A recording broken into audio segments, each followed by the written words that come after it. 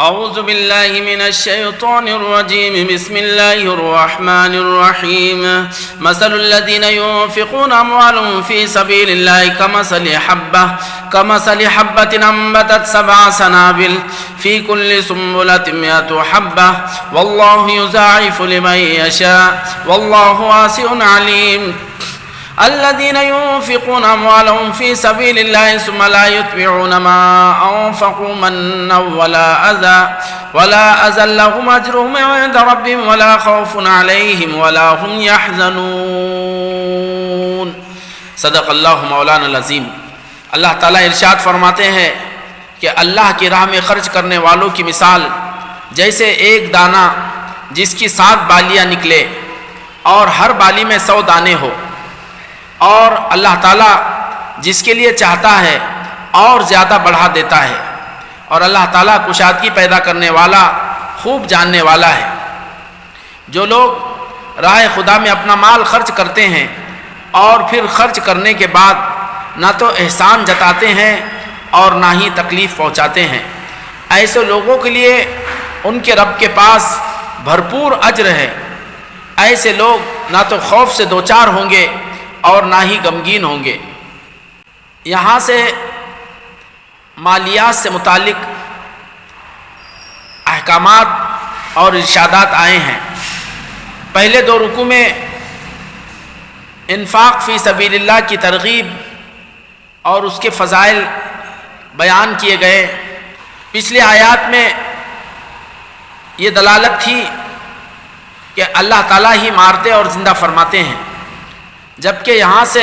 راہ خدا میں انفاق پر کیا ملے گا اس کی تفصیل بیان فرمائی گئی کہ کوئی شخص 1 روپیہ راہ خدا میں خرچ کرے تو اس کو 700 گنا تک اضافے کے ساتھ اللہ تعالیٰ کی طرف سے اجر و انعام حاصل ہوگا. اور اس کی مثال جیسے گیہوں کا ایک دانہ جس کو زمین میں بویا جائے اور اس کی 7 بالیاں یعنی 7 اومیاں نکلے اور ہر اومی میں ہر بالی میں 100 دانے، اس طرح 700 دانے. تو اس طرح اللہ تعالیٰ نے راہ خدا میں خرچ کرنے کی ایک معنوی چیز کو محسوس شکل میں مثال پیش کی تاکہ بات اچھی طرح سمجھ میں آئے کہ ایک آدمی اگر اللہ کی راہ میں 1 روپیہ خرچ کرے تو اس کے لیے 700 گنا تک اضافہ کر دیا جاتا ہے. بلکہ اللہ تعالیٰ نے اس کے بعد فرمایا کہ واللہ یضاعف لمن یشاء، اللہ تعالیٰ جس کے لیے چاہتا ہے 700 گنا سے بھی زیادہ اضافہ فرماتے ہیں. کہ اخلاص جس قدر ہوگا اس کے اندر اللہ کی رضا اور اس کی خوشنودی جس قدر بدرجہ اتم ہوگی، اللہ کی طرف سے اس کے انعامات اور اس کو دیے جانے والے اجر میں اضافہ ہی اضافہ ہوتا چلا جائے گا، یہ کہا گیا. باقی یہ بات کہ کیا دنیا میں کوئی ایسا مقام یا ایسا کوئی علاقہ بھی ہے کہ جہاں پر 1 دانے کی 7 بالیاں اگے اور ہر بالی میں 100 دانے؟ تو بعض حضرات نے دنیا کے بعض خطوں میں اس طرح کی مثالیں پیش فرمائی. بعض علاقوں میں اس طرح بھی گیہوں کا وجود ہوتا ہے، لیکن یہ مثال اپنی جگہ صحیح ہے. چاہے اس طرح 1 دانے سے 7 انبیاء اگے یا نہ اگے، بالی میں 100 دانے ہو یا نہ ہو. تفسیر کبیر میں پچھلی آیات اور مذکورہ آیات میں ربط کے سلسلے میں 2-3 توجیحات بیان فرمائی ہیں. قاضی رحمۃ اللہ علیہ کے حوالے سے نقل کیا ہے کہ پچھلی آیت منزل الذی یقرض اللہ قرضا حسنا میں ارشاد فرمایا تھا کہ اللہ تعالیٰ کئی گنا اضافے کے ساتھ عطا فرماتا ہے. اس کے بعد کی آیات میں موت و حیات پر خدائی قدرت کا تذکرہ کیا گیا، کیونکہ اگر ایسا معبود نہ ہو جو جزا و سزا پر قادر ہو تو انفاق کا پابند اور مکلف کرنا بیکار اور غیر مفید ہوگا. چنانچہ موت و حیات پر قدرت کا تذکرہ کرنے کے بعد ایسے معبود کے وجود کی دلیل دی گئی اور پھر اس کے بعد راہ خدا میں خرچ کی مثال دی گئی. ایک توجیہ بتلائی جبکہ دوسری صورت ربط کی یہ بتلائی کہ ان تمام باتوں سے نبی پاک صلی اللہ علیہ وسلم کی تصدیق اور صداقت کے وجوب کی حجت پیش کی گئی، تاکہ لوگوں میں آپ صلی اللہ علیہ وسلم کی نصرت اور آپ کی لائی ہوئی شریعت کو بلند کرنے کے لیے جان و مال کے ساتھ مجاہدے کی رغبت پیدا ہو۔ جبکہ تیسری صورت کہ پچھلے آیات میں اللہ تعالیٰ نے یہ بات ارشاد فرمائی تھی کہ اللہ تعالیٰ مومنین کا ولی اور سرپرست ہے، چنانچہ اس آیت میں واضح کیا گیا کہ ایک مومن راہ خدا میں جو کچھ خرچ کرتا ہے اس کو کیا دیا جائے گا، اس کو مثال کے ساتھ بیان کیا گیا۔ خلاصہ یہ ہے کہ ایک مومن اگر راہ خدا میں اپنا مال خرچ کرتا ہے تو اس کو کیا دیا جائے گا، تو اس کی ادنا شکل جیسا کہ کہا گیا من جاء بالحسنۃ فلہ عشر امثالھا، کہ جو ایک نیکی کرے اس کو کم از کم 10 گنا اس کا اضافہ کیا جائے گا، یہ ادنا شکل بتلائی گئی۔ اور اعلیٰ شکل جو اس آیت کریمہ میں بیان کی گئی اس کے لیے 700 گنا تک، بلکہ واللہ یضاعف لمن یشاء، اس کے بعد یہ کہہ دیا گیا کہ اس سے بھی زیادہ اللہ تعالیٰ جس کو چاہتا ہے اضافے کے ساتھ عطا فرماتا ہے۔ ينفقون اموالهم فی سبیل اللہ، کہ جو اللہ کے راہ میں اپنا مال خرچ کرتے ہیں۔ فی سبیل اللہ سے کیا مراد ہے؟ تو یوں کہا گیا فی دین اللہ، یعنی اللہ کے دین کے لیے جو اپنے مالوں کو خرچ کرتے ہیں۔ بعض حضرات نے فی سبیل اللہ سے جہاد میں اپنی ذات یا اپنے ساتھیوں پر یا دوسروں پر جو کچھ خرچ کیا جائے وہ مراد لیا، جبکہ زیادہ واضح بات یہ بتلائی گئی کہ فی سبیل اللہ سے تمامی صدقات مراد ہے، چاہے فرض صدقات ہو جیسے زکوٰۃ، یا پھر واجب جیسے صدقہ فطر، قربانی وغیرہ، یا پھر جو نفل صدقات ہے وہ تمام کے تمام اس میں شامل ہے۔ خلاصہ یہ ہے کہ دین کے کام میں اور دینی مصلحت میں جو بھی مال خرچ کیا جائے گا وہ فی سبیل اللہ کے تحت آئے گا۔ اگلی آیت میں فرمایا گیا کہ جو لوگ راہ خدا میں خرچ کرتے ہیں اور پھر خرچ کرنے کے بعد نہ تو احسان جتاتے ہیں اور نہ ہی تکلیف پہنچاتے ہیں۔ اس آیت کے سلسلے میں کہا گیا کہ یہ آیت حضرت عثمان اور حضرت عبد الرحمن ابن عوف رضی اللہ عنہما کے سلسلے میں نازل ہوئی، کہ حضرت عثمان رضی اللہ عنہ جنہوں نے غزوہ تبوک میں 1000 اونٹ ماں ساز و سامان کے راہ خدا میں پیش کیا، اور ایسے ہی 1000 دینار نبی پاک صلی اللہ علیہ وسلم کی خدمت میں لا کر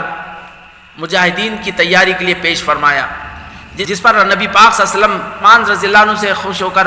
ہاتھ اٹھا کر حضرت عثمان کے حق میں یہ دعا کی کہ یا ربی عثمان رضیت عنہ فرض عنہ، عثمان رضی اللہ عنہ جن سے میں راضی ہو گیا، اے رب تو بھی ان سے راضی ہو جا، یہ دعا ان کے حق میں عطا دی۔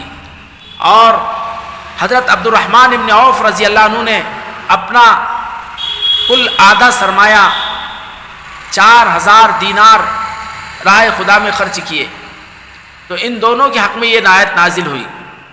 یوں کہا گیا کہ پچھلی آیت راہ خدا میں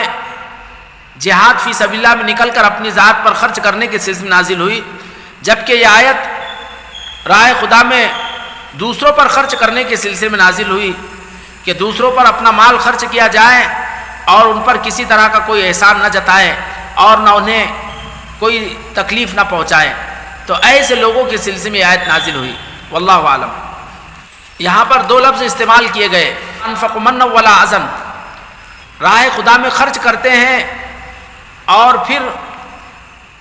نہ وہ تکلیف پہنچاتے ہیں اور نہ احسان جتلاتے ہیں۔ لفظ المن کے لغوی اعتبار سے 2 معنی بتلائے گئے، المن الانعام والاحسان، کہ من کا معنی نوازش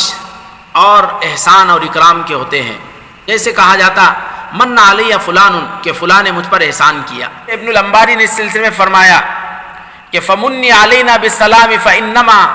فمنی علینا بالسلام فانما کلامک یاقوت